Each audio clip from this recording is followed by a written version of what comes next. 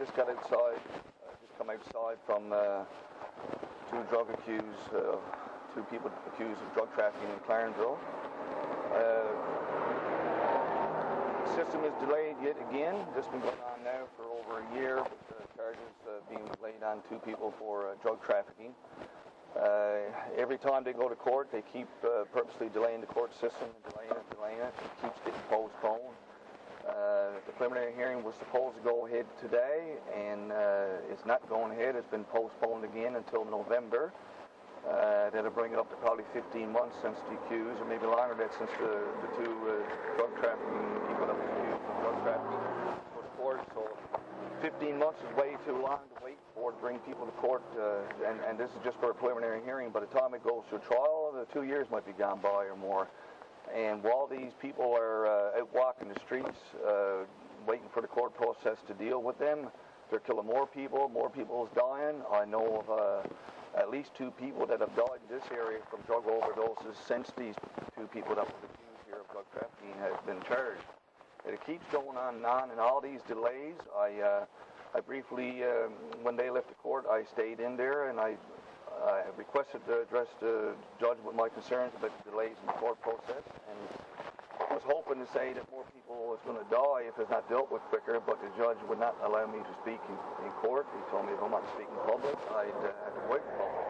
So this is what I'm doing. I'm letting everybody know that the court system needs to crack down and get these drug pushers held accountable, and it needs to happen quicker than what has been happening instead of delays, because eventually if it's delayed to the point that it doesn't go to court, they'll end up walking because it's not done in the time frame which should be done.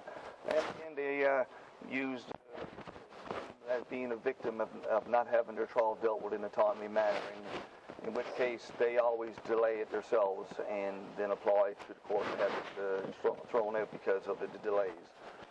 As a common thing that happens when it comes to dealing with drug traffickers, they delay and delay and delay.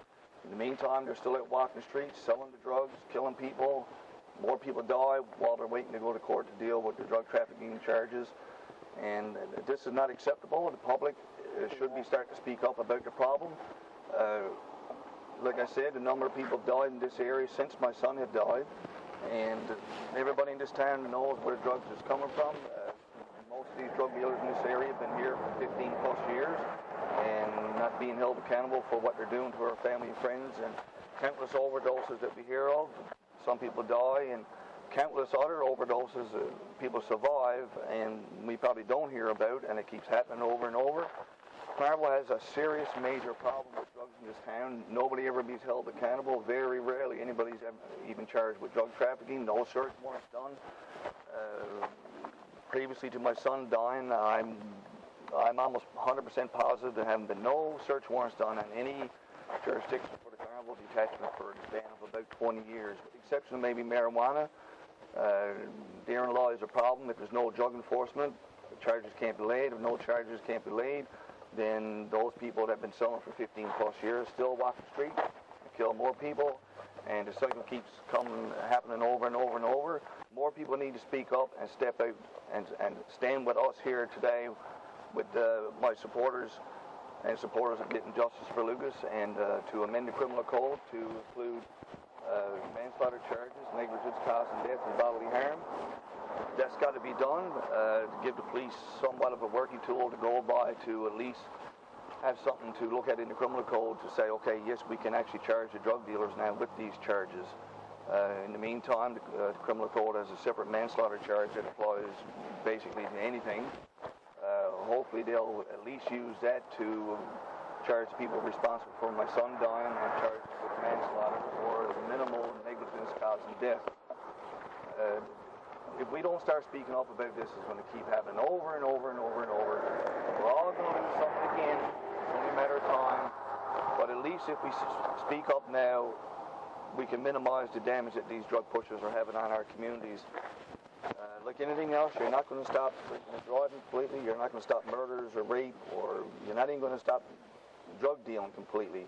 But there's things we can do to minimize the damage so that so many people don't die and we don't lose our loved ones. I'm asking everybody to come to the next protest. We're having one out to the Supreme Court House out in St. John's on September the 10th. It's going to start at 11 o'clock. We had one out previously, had a lot of support. People come by and had chats with people that lost their children and loved ones to overdose, and big support from all of them.